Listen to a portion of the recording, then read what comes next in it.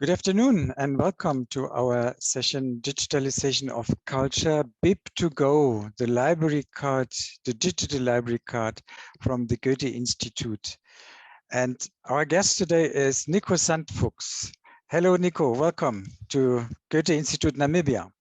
Yeah, hi, Detlef. Nice to be here. And thanks a lot for the invitation and for this opportunity to present BibToGo.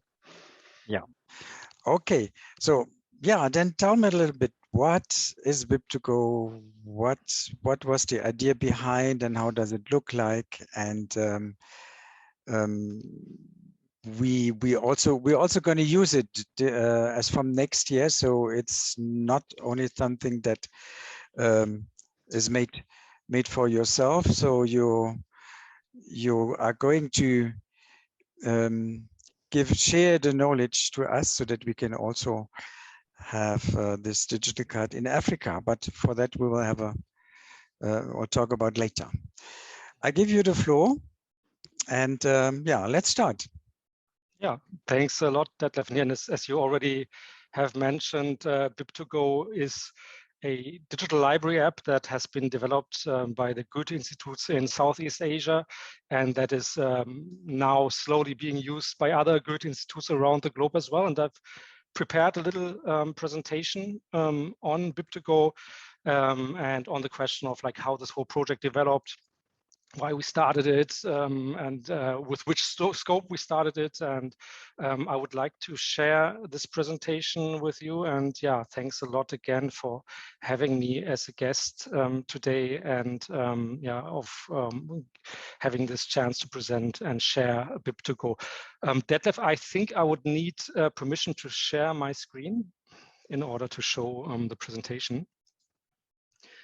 And yeah, maybe while Detlef is preparing the setup, or I see he's already did it, maybe as a little introduction, what is the Goethe-Institut? Because that's actually a background knowledge that the viewers of this presentation will need in order to understand better the scope of BibToGo and what BibToGo is all about.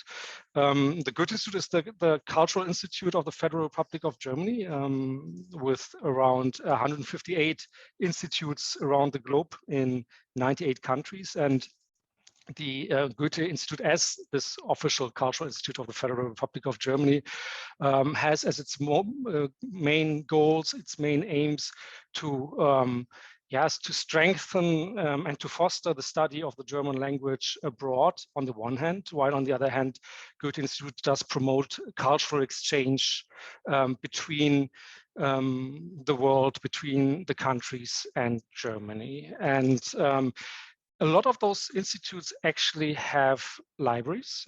If I'm not wrong, currently around 95 of those 158 institutes do have, small public libraries and small special libraries, which hold collections on German literature, of course, on the one hand, and on contemporary German culture, but on the other hand, also usually have extensive collections on German as a foreign language. And these small libraries usually have between 10,000 and 25,000 physical media on the one hand, and on the other hand, have a digital media collection, which has about 40,000 ebooks, e-audios, e-magazines.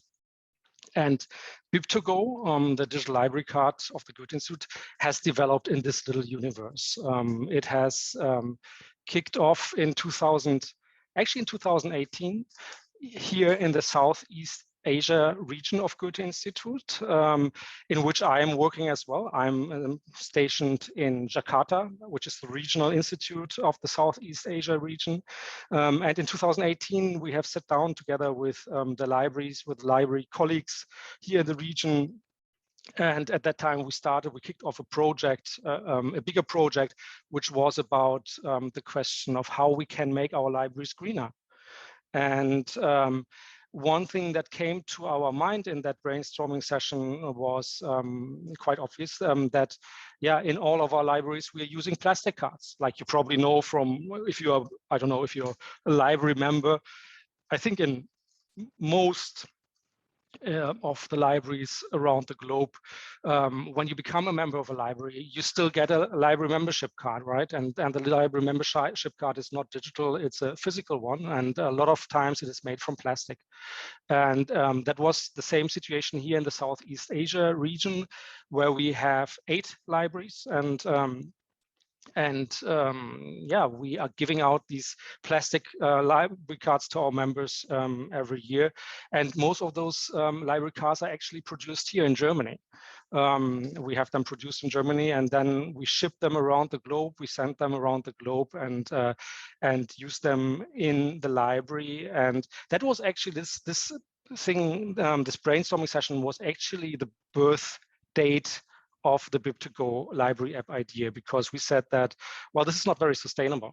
We are producing these plastic cards, shipping them around the globe, and while on the one hand, it's maybe not a big footprint in terms of CO2, it's and plastic, it still is, especially since in our libraries, usually people do not hold library memberships for a long extended period of time. They become a library member and maybe for 1 language course, maybe for 2 language courses, maybe for 2 years or something. But most of our library members actually are there because they study Germany and they are there for a limited amount of time. This is why we give out quite a lot of library cards every year. And the idea was that, okay, it's totally easy in 2018 or 2019. Why don't we just digitize this library card? And that was actually the founding idea of the BibToGo library app. And then when we started discussing more and more about this idea, we also said that, okay, if we are digitizing this library card, if we are making it digital, why don't we put other stuff into that digital library card as well? I mean, a plastic card, a classical library card is only a library membership card, right? You use it in order to check out books, and that's it. There's nothing else that you can integrate into that physical membership card. And once we digitize it, we actually have the opportunity to integrate a lot of more services into this digital library card. And I will tell you a little bit more in this presentation about what services we have integrated into this digital library card. But the main idea that was born out of this was basically that, yeah, we can go as far as to actually integrate all the services that we as a library offer to our customers into this digital library card, and we can make it accessible under the fingertips of our users in a low threshold manner and in a very convenient manner. So let me proceed. That was in 2018 when the idea was born. In 2019, the libraries here in the Southeast Asia region together, I mean, we developed this project together as a regional team. We started to prototype this app, and there's no ready app that we could have used. I mean, there are not many digital library membership card applications when we started. I mean, there still are not very many, but now there are some more that have developed over the past 2 years. But when we started out, there was no ready app that we could utilize or that we could use, that we could brand or rebrand or something like that. We had to really develop this whole app from scratch. And so there was a lot of prototyping involved, a lot of testing, a lot of trial and error involved. And in 2019, 2020, we were basically busy developing this app, prototyping it, testing it with users, working on it again, developing it, etc. And then now in 2021, then in 2022, like we tested it under real conditions in some of the libraries here in Southeast Asia, especially in Vietnam and in Thailand, because those 2 countries were quite fortunate for a longer time period, because in Thailand and in Vietnam for a long time, until the end of 2020 or the beginning of 2021, the Corona pandemic was not hitting hard, and so the libraries could stay open, while in most of the other countries in the region and around the globe, and I'm sure also in your countries, libraries had to close. But those libraries were open, and so we could actually test this app there under real conditions. We started using it. We started it replacing the plastic cards, and yeah, at the end of 2020, we started rolling this app out to all the libraries here in the Southeast Asia region, and even started rolling it out to other Goethe-Institut libraries around the globe, because a lot of our colleagues that heard of the app and what we were doing in Southeast Asia said, wow, this makes sense. We want to have it too. And so by now, 44 libraries of the Goethe-Institut network worldwide are using the app, or are using BibToGo, or are right now in the stage of getting the app, like you in Namibia as well. By the end of this year, we will be exactly 50 of the 95 Goethe libraries that will have the BibToGo app and will be using it. In the next year, we are planning to add additional new functionalities to the app, and we will also do a design relaunch next year, and we will also roll the app out, I'm sure, to a lot of more Goethe libraries in 2022. So what are the main functions of this app? I will talk about each function a little bit more in detail in a little while, but just to give you an overview, what you have in the app, of course, is on the one hand the classical library membership card, right, which you still need in order to check out physical books in the library. But as I said, what we also wanted to do with this app is add additional functions that you will not find in a classical physical library card. And one is, of course, the media search, that you can at any time search media in our catalog.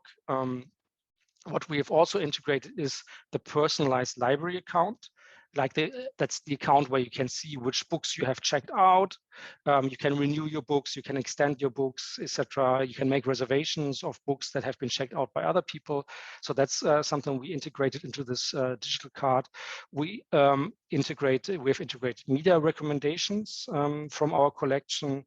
We have also integrated our entire digital library that I mentioned in the beginning of this presentation, the 40,000 books and media that we have digitally and that can be used. We have integrated a QR scanner. I will tell you in a little while what we are using it for.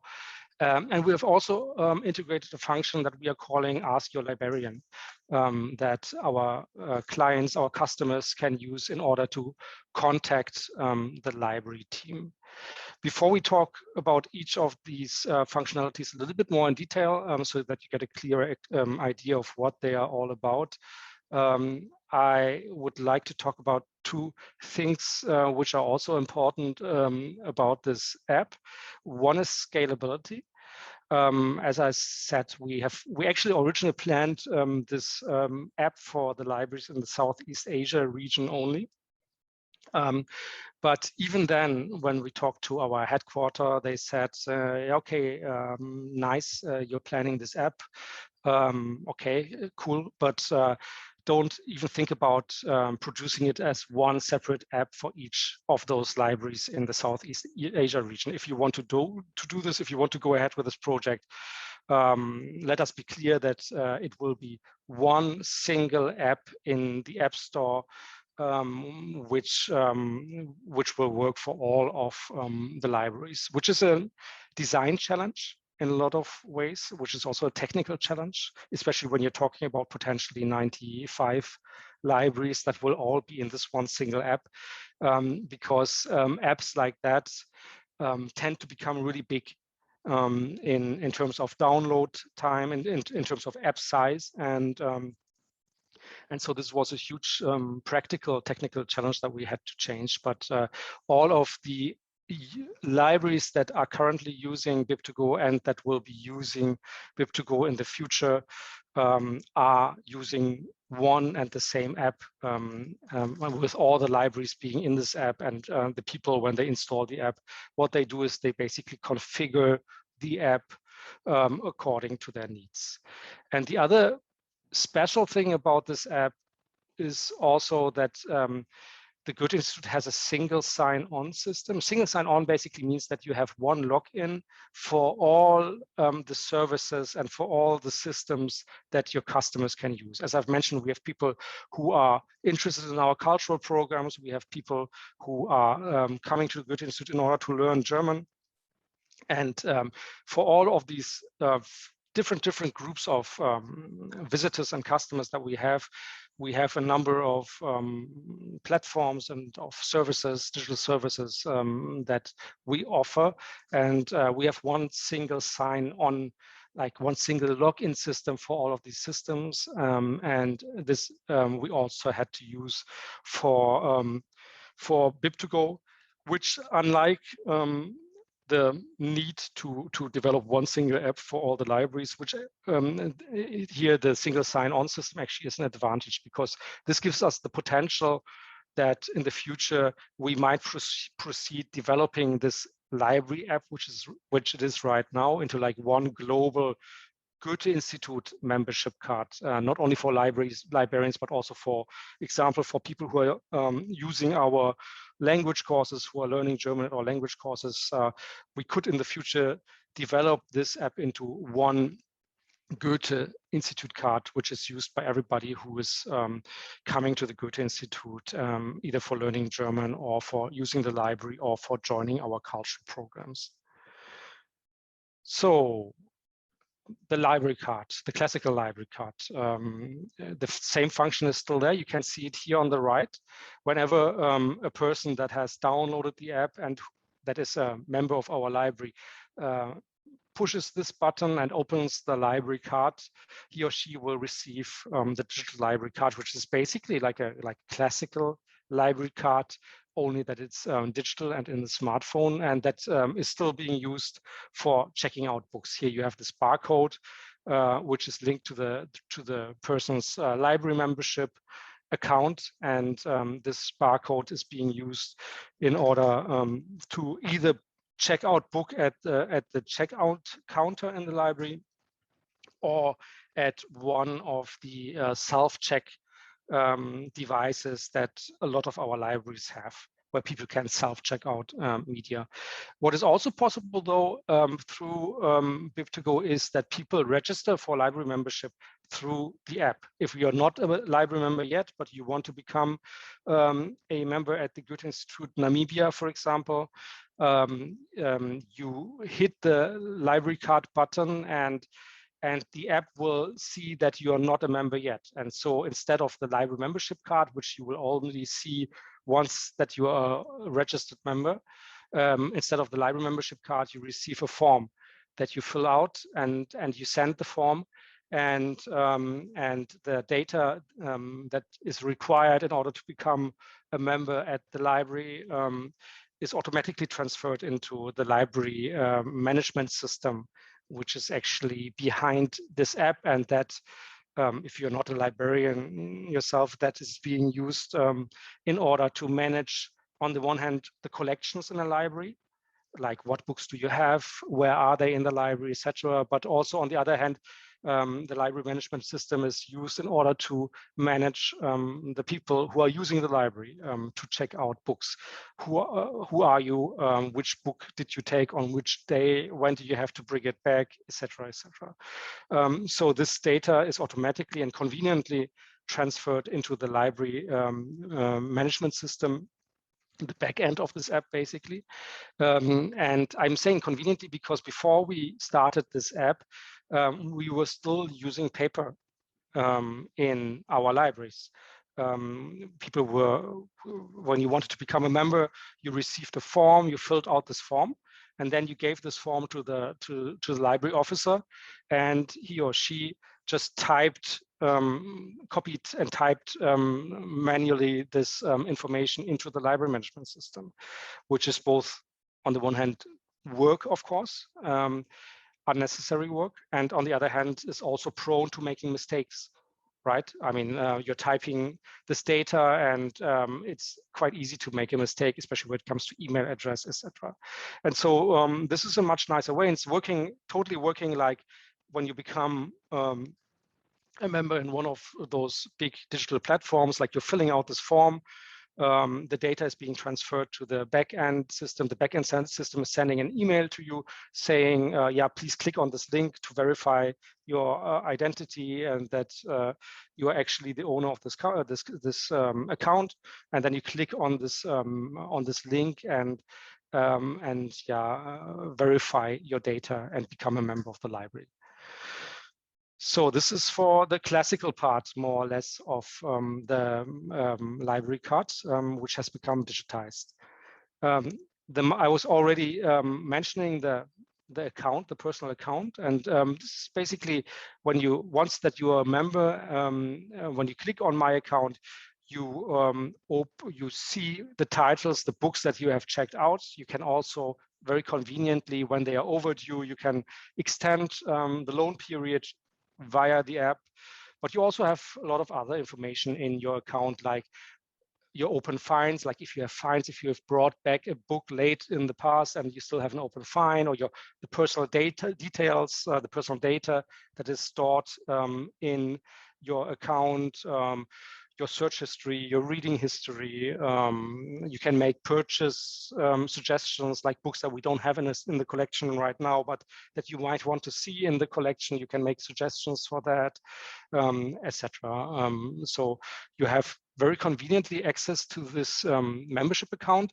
And we had this membership account also before we developed this app, but we saw that nobody was using it because people didn't know where it was, and they didn't know how to access it, and so on and so on. And we found now that we have integrated into the library membership card, and the library membership card a library member needs all the time, right? Every time you want to check out a book, you need this library membership card. And now that we have integrated it into this digital library card, which we couldn't have done before with a physical one, we see that people are much more using this account because it's just there, and you just have to click on it, and you don't have to log in again or anything. You just open it, and you are in your account. And so people are much better now at extending their loan periods, for example, and yeah, they know what they have checked out, etc. And they are appreciating having this account at such an inconvenient place in their smartphone. So yes, we also integrated media recommendations into our application, which are generated obviously from the local collection, the local media collection. And we have, on the one hand, done this because we saw that a lot of our members are actually overwhelmed by our collections. Not that they are so big, as I mentioned, it's like between 10,000 and 25,000 media that our libraries usually hold, but still they are a little bit overwhelmed because they don't really know what we have and what might be relevant for them.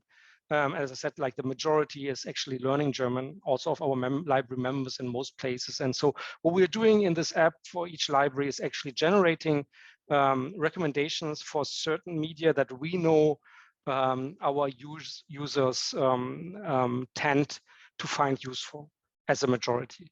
And so this is like, yeah, about German language textbooks, of course. It might be easy readers or exam preparations, but they're also interested in German films or magazines and so on. And so we have created small ideas for what might be interesting for our library members. Then, as I already also mentioned, we have integrated our digital library into the app, which is holding around 40,000 media. Again, the library can detect whether somebody is has already subscribed to this digital library. It's a free subscription. You don't have to pay anything for it. Once that you're a member in our libraries, or even if you're not a member in our libraries, using this digital library, which is a a great collection of contemporary German literature that you will hardly find in most of the countries around the globe. It's a really huge and up-to-date collection, and it's free to use for everyone. But you need to register for it, or you need to sort of activate your digital library. And if the app is detecting that you have not activated the digital library yet, what happens when you click on this, it's called OnLibrary, our digital library library collection. When you click on this button, you receive a tutorial which will guide you through the onboarding process for the OnLibrary. And once that you have activated the OnLibrary, then of course you will not see the tutorial anymore. You will just the digital media collection will open and you can start using it. Which is a really convenient thing too. And again, just like the account, it's people appreciate it being just there in the membership card, in that place that they're using over and over again as a library member, and that they carry around 24/7 basically in their pockets and in their bags, because it's on the smartphone, and which is therefore really easy to use and not somewhere in the internet, but just there in this application, which is your library membership. I mentioned that we also have integrated a QR code scanner into the app. And why are we doing this? There are different scenarios, of course. There are some of our libraries who actually we have this digital library, right? And we have our physical media. And sometimes we have, or quite a lot of times actually, we have a book, for example, that we have physically in our library. We also have the same book as an ebook in this digital library. And so what some of our libraries are doing when they have the media both as a physical book, but also in the digital library, in the online. They put a QR code on this book, on the physical book, like with a small information. Hey, we also have this book digitally, etc. And then people can just through this app scan this barcode and then can download and check out the electronic copy of this book right away if they prefer to have it as an electronic book. So this is like one scenario where we use this QR code. There's also other scenarios where we're using this QR code. In Jakarta, for example, what we have done is, like when you become a member in a library, I think that's the case in a lot of countries. When you become a new member, there's a lot of libraries that are offering library introduction tours, right? That like usually in times before the pandemic, you became a library member, a new member, and then a lot of times you had a librarian that was organizing introduction tours on certain days at certain times, and they were taking you around the library, showing you where is what, where will you find what, how are you going to use this library, what collections do we have, what are the conditions for borrowing books, and so on. And we have done the same in Jakarta digitally. We have produced a couple of videos where a person, you see her here in the picture sitting at the table. She's actually an actor, and she is explaining the library and how to use the library, also how to use BibToGo and so on, and what books you will find where and how you can check them out and so on. And for this we have produced a number of shorter videos, and then in the library we have set up a couple of stations, info points if you want, where people can scan a barcode and then they will watch the video for that section where they are standing. So it's like actually a library tour with QR code through the library. And when you become a new member in our library, when you have activated your membership, what we offer our new clients, our new customers, is a headset, like a Bluetooth headset, and we offer them to take the headset and use their smartphone, their own device, and do this library tour in order to get to know our library. So this is the reason why I've also integrated And there are other use cases as well. Actually, once you start thinking about it, there's quite a lot of things that you can do with QR codes, because it's a fantastic way to sort of link the physical space with the digital realm, right? And with digital information. And so there's like a lot of things that you actually can do with QR codes in order to link those two spheres, which are quite, I mean, both of them are, as modern librarians, are important to us, like our physical libraries and the physical collections, but also digital information. And this is a fantastic way to actually link both. And that's one of the reasons, or the key reason why we've integrated this QR code into the app. So last but not least, I was mentioning the Ask Your Librarian function, the Any Question function that we have integrated.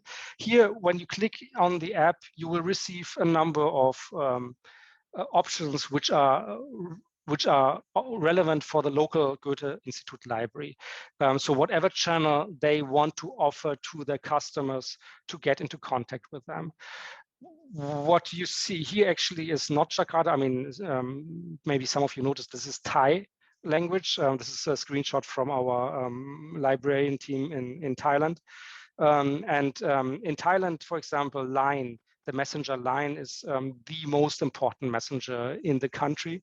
And they are offering Line as one of the channels for people to contact the Goethe-Institut library team, apart from email and and apart from email in Thailand, I think it's email and Line.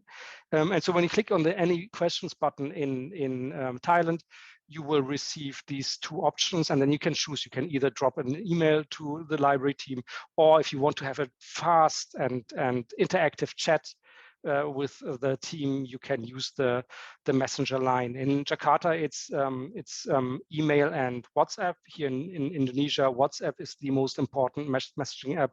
So you can contact our library team via WhatsApp.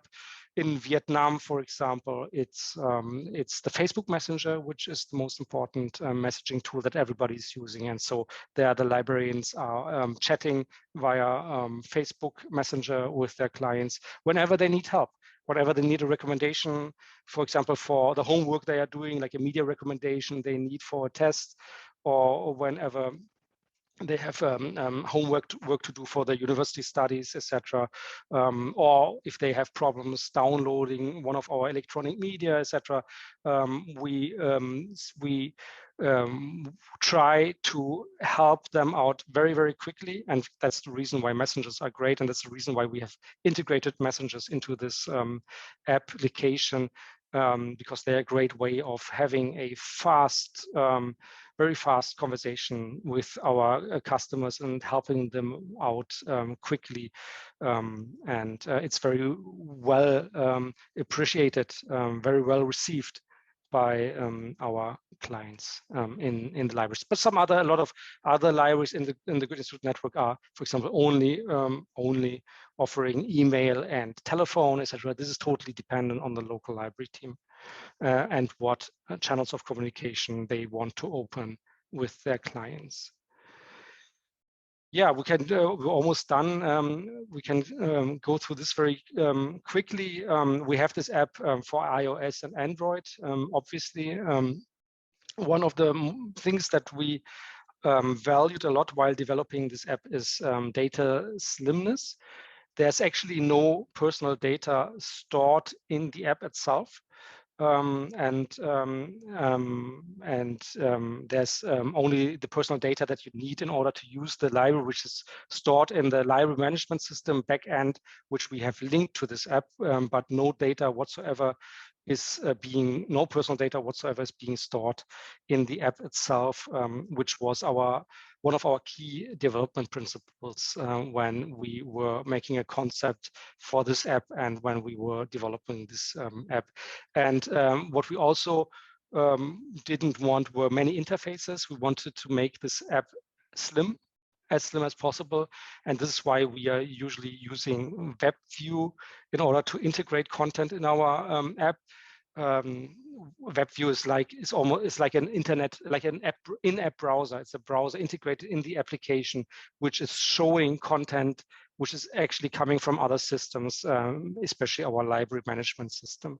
So actually it's a very slim and very, in terms of personal data, but also in terms of technology, which enabled us to keep the development costs for this app at very, very, very low. It would probably even be much lower than most of you would guess when looking at the app itself. Okay, yeah, last but not least, we were very honored to receive a prize for this application too. In Germany, there's an award which is handed out to librarians every year, which is handed out by a German publishing house, and Zukunftswerkstatt Future Workshop, which is part of the German Library Association, and Bibliothek Forschung und Praxis. It's a German librarians magazine, and they are handing out an award every year, which is called Future Shapers in Libraries.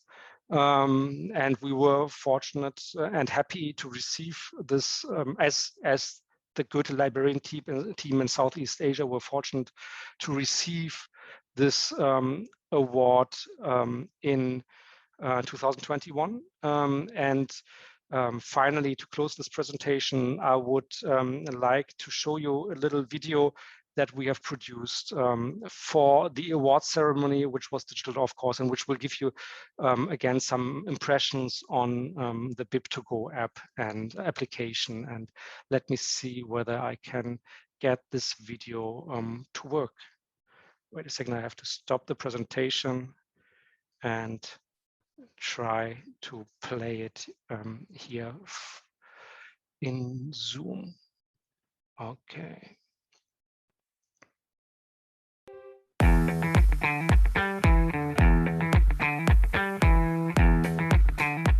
Mein Name ist Nico Sandfuchs. Ich arbeite seit 2009 für das Goethe-Institut mit Stationen in Ankara und in der Zentrale in München. Seit 2017 bin ich hier am Goethe-Institut in Jakarta. Mein Name ist Nathalie Sugondo und ich arbeite seit 2003 in der Bibliothek des Goethe-Instituts Jakarta. Wir bedanken uns ganz herzlich auch im Namen unseres Teams für die Auszeichnung Zukunftsgestalter in Bibliotheken 2021. Wir haben uns sehr gefreut über diesen Preis und erhalten haben wir ihn für die App BibToGo, die wir gemeinsam hier in Jakarta mit den Kolleginnen und Kollegen in der Region entwickelt haben. Worum geht es bei dem Projekt BibToGo eigentlich? Gekommen sind wir auf die Idee beim Brainstorming der Kolleginnen und Kollegen der Region zu dem Thema oder zu der Frage, wie wir unsere Bibliotheken grüner machen können und nachhaltiger. Und recht schnell sind wir bei diesem Brainstorming gekommen auf unseren Plastikbibliotheksausweis. Das Goethe-Institut verfügt über 94 Bibliotheken weltweit und all diese Bibliotheken oder die meisten dieser Bibliotheken kaufen ihre Bibliotheksausweise in Deutschland, lassen sie in Deutschland produzieren, schiffen sie um die halbe Welt, um sie dort an ihre Nutzerinnen und Nutzer auszugeben, die häufig gar nicht lange bei uns Mitglied sind, häufig nur für die Dauer eines Sprachkurses. Die Idee war also relativ naheliegend. Wir nehmen diese Plastikkarte und digitalisieren sie. Und der zweite Schritt war dann auch relativ naheliegend, nämlich wenn wir diesen Ausweis, diese Plastikkarte schon digitalisieren, dann können wir eigentlich alle Services, die man braucht für seine Bibliotheksmitgliedschaft, auch in diese Karte, in diesen digitalen Ausweis integrieren. Und das war die Geburtsstunde der Idee für den digitalen Bibliotheksausweis. Am Anfang war die Frage, wie haben unsere Kunden Zugriff auf den digitalen Ausweis? Zuerst dachten wir, dass wir das zum Beispiel irgendwie in unsere Webseite integrieren. Aber dann wurde uns klar, dass der beste Ort für den digitalen Bibliotheksausweis hier ist. Im Handy. Hier in Asien hat das Handy außerdem schon längst den Geldbeutel ersetzt, wo man normalerweise den Bibliotheksausweis aufbewahrt. Unsere Kunden sind es gewohnt, dass eine gut gemachte App auf dem Handy der Ort ist, an dem sich alles bündelt. Shopping, Kommunikation, Transport. Dann haben wir uns entschlossen, auch alle anderen Bibliotheksservices in dieser App zu vereinen, die für unsere Bibliotheksnutzer praktisch sind. Das eigene Konto, den Online-Katalog, Medienempfehlungen, die Online, die Möglichkeit, die Bibliothek zu kontaktieren, wenn man Hilfe braucht, und die Möglichkeit, eine Bibliothekseinführung anzuschauen. Was wir also kreieren wollten mit dem Projekt, ist eine praktische One-Stop-Solution für unsere Bibliotheksnutzerinnen, bei denen sich die Nutzer die Ausweis herunterladen aus dem App Store, sich anmelden und danach alle Services, die sie für ihre Bibliotheksmitgliedschaft brauchen, an einer Stelle vereint haben und wo sie am ehesten vermuten würden, nämlich im Bibliotheksausweis. Das bedeutet natürlich auch, dass wir zunächst erst einmal die Anmeldung für die Bibliotheksmitgliedschaft digitalisieren mussten und in die App integrieren mussten. Neue Nutzerinnen und Nutzer melden sich nun nach der Installation der App erst einmal an. Die eingegebenen Daten werden automatisiert in das Backend des Bibliotheksausweises übertragen. Und in einem letzten Schritt aktiviert ein neuer Nutzer die App an der Ausleihtheke und verknüpft so seinen Account mit dem Bibliotheksmanagementsystem. Die wichtigste Funktion der App ist natürlich der Bibliotheksausweis. Früher braucht man die Karte, um auszuleihen. Jetzt einfach das Handy holen und die Karte zeigen lassen.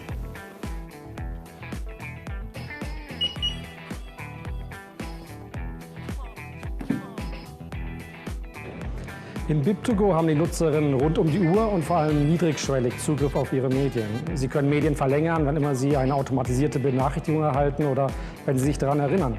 Und das von jedem Ort aus.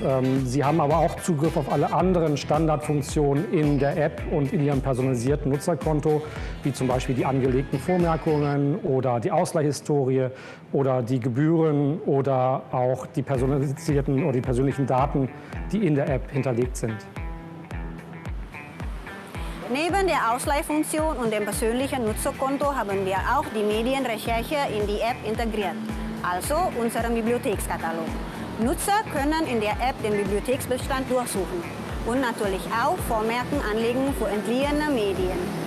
Neben der reinen Suchfunktion haben wir aber auch Empfehlungslisten mit Medien zu Themen angelegt, die für unsere Nutzerinnen besonders relevant sind.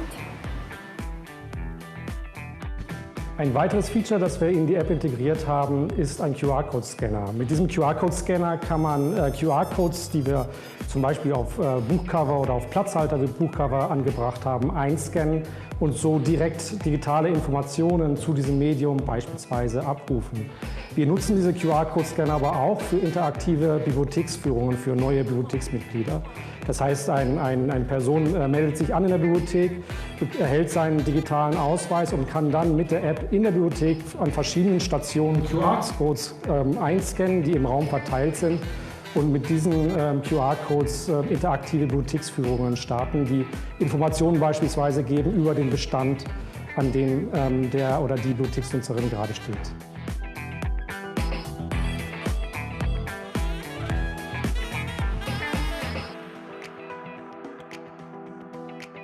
Eine schnelle und intensive Kommunikation mit unseren Bibliotheksnutzern ist uns sehr wichtig.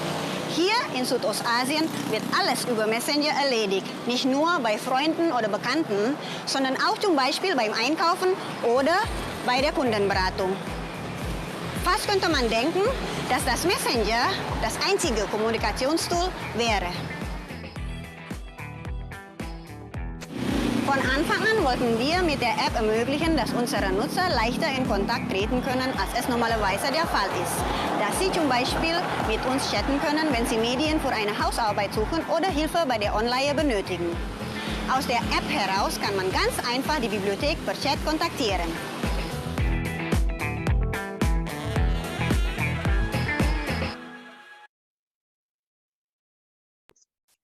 Yeah, I think this maybe gave you some impressions again, like a lot of the things that we're talking about. So it was not only gray theory, but you could also see some of these things, what they look like. And you could see our library here in Jakarta, because that clip was produced here at our Goethe-Institut in Jakarta.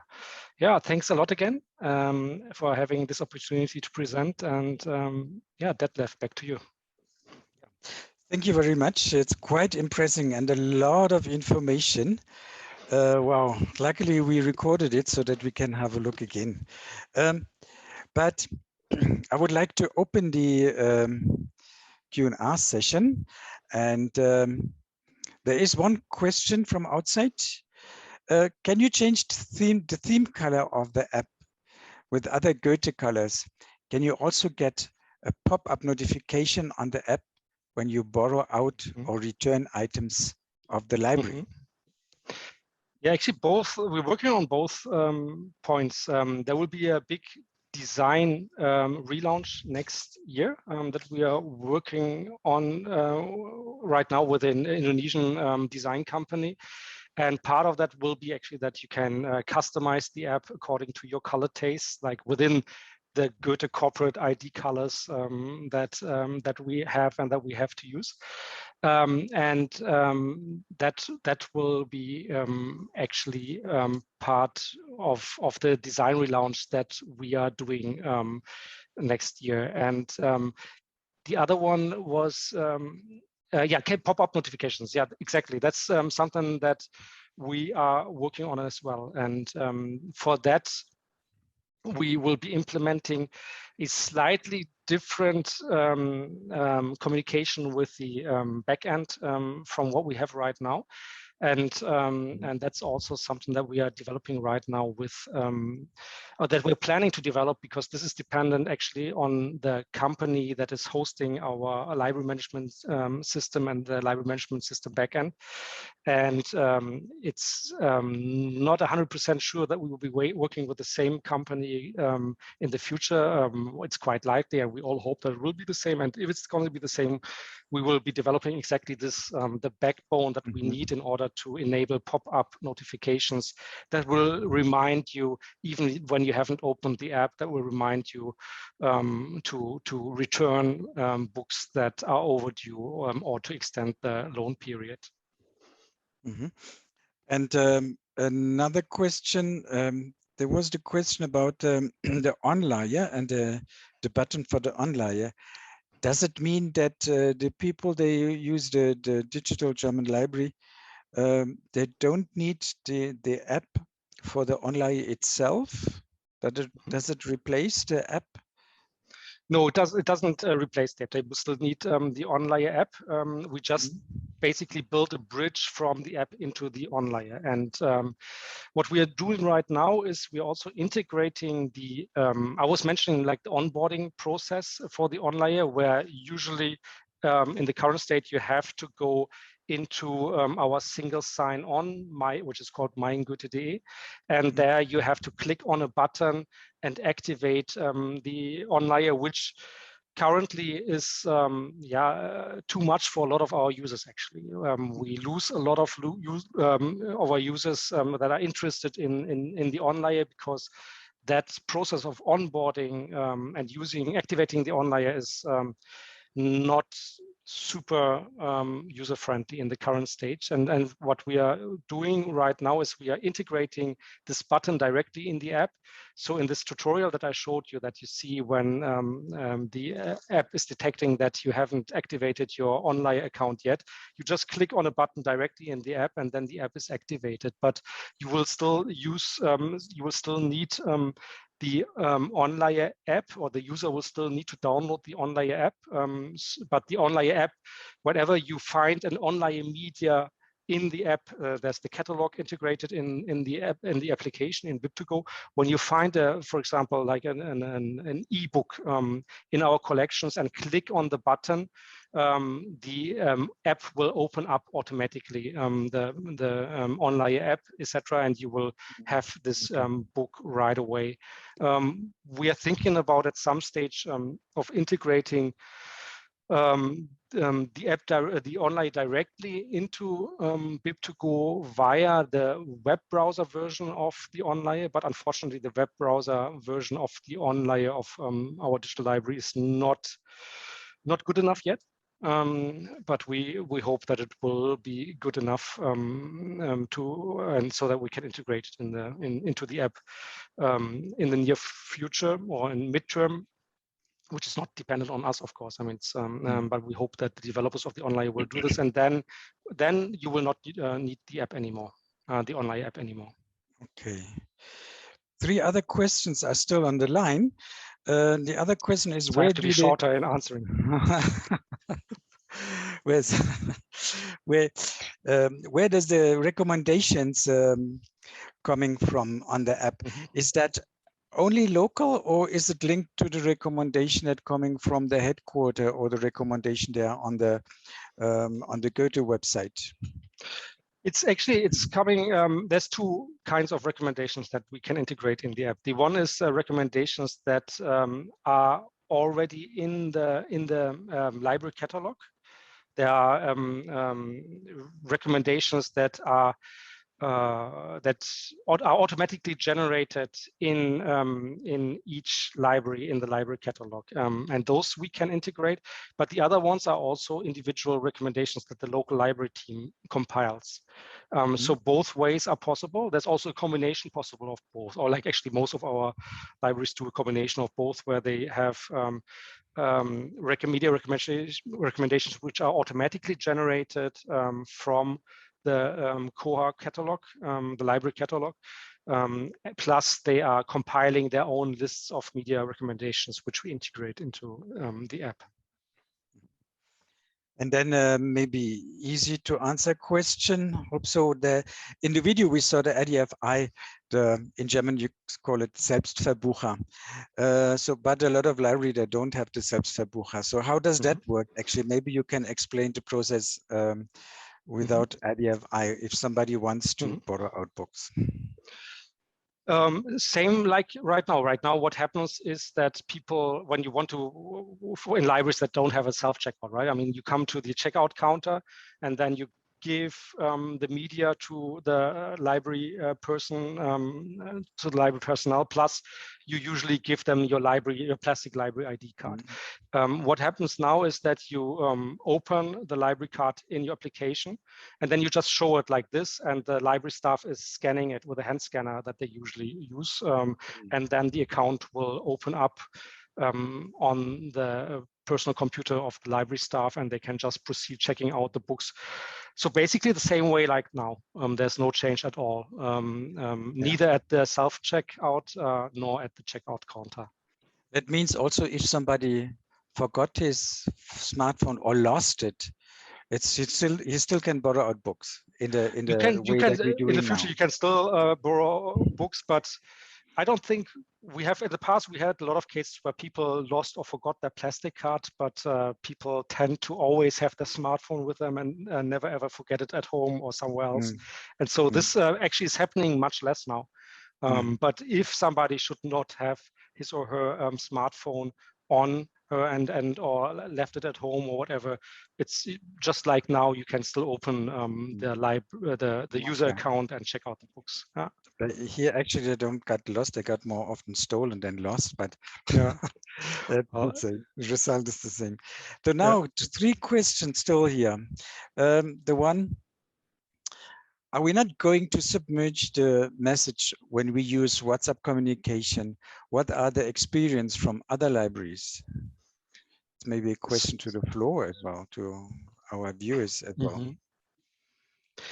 Maybe from what I can say from those libraries that are using messengers, which are not only in our region. There's also by now libraries from other regions of Goethe-Institut that are offering messengers, and the experience is extremely positive for a number of reasons. Like on the one hand, yeah, of course, you will receive more communication, you will have more interaction with your clients than you had before, but it's not overwhelming. It's not like you are sitting there all day and just like sort of trying to keep up with the chat and chatting like mad or something, but it's more communication than before. But what we didn't think about in the beginning, and we have been using WhatsApp Business, for example, even before we started with BibToGo here, because it's just nobody's using email anymore here in Southeast Asia, and I'm sure in parts of Africa it's probably the same, and young people are not writing emails anymore. They want to chat, and so what we didn't think about it, but what we found out quite quickly is that this kind of communication with our customers, with our users, is extremely delightful, and it's great fun for the library staff as well. There's a lot of times, because it's like very intense communication, and you can really help people. There's like people who have difficulties with the online, there's people who just need urgent help because they have a homework to do and they need some information or something, and you can help those people quickly, and they are extremely grateful for that. And this gratefulness is something that is making our staff very happy too. So if you talk to our library staff in Vietnam or in Bangkok or in Jakarta, they will tell you, I love it. Yeah, I love doing this. I love the feedback that I receive from our users. It's giving me purpose as a librarian, and this is yeah, very rewarding. And so I can only recommend it actually to all library teams. And I don't think you have to be afraid that you will get totally overwhelmed with communication. That's great to hear. We'll see how that works with us, but it sounds good. Okay, the second last question. We have 4 minutes to left. Once the app is launched, will there be frequent an update to the app to go along with the new version of smartphones? Yes, that's a necessity, of course. I mean, the worst case would be that you develop something like this, and then nobody is taking care of it, and then all of a sudden it won't work anymore, and then people cannot use their library cards. And so there's a lot of backups that we build also into the app itself. So even if nobody was taking care of the app anymore, what you could always open is your library membership card. Even if everything else fails, technically the library card can still be opened. So there's like one backup that we've built into the design of the app, but also we have a long-term contract with the developers that are taking care of the app, and part of this contract is too that they have to make several releases per year, and also before a new operating system is launched for a smartphone, they have to make sure that the app is still going to work with the new operating system, etc. So yeah, we will take long-term care of this application, and we will make sure that it will also always be compatible with the various models and the operating systems. Okay, good. And last question. Or you have still a chance for 2 minutes to write down a question or raise your hands. With BibToGo, do we still need an OPAC computer in the library to check the library catalog? Up to you.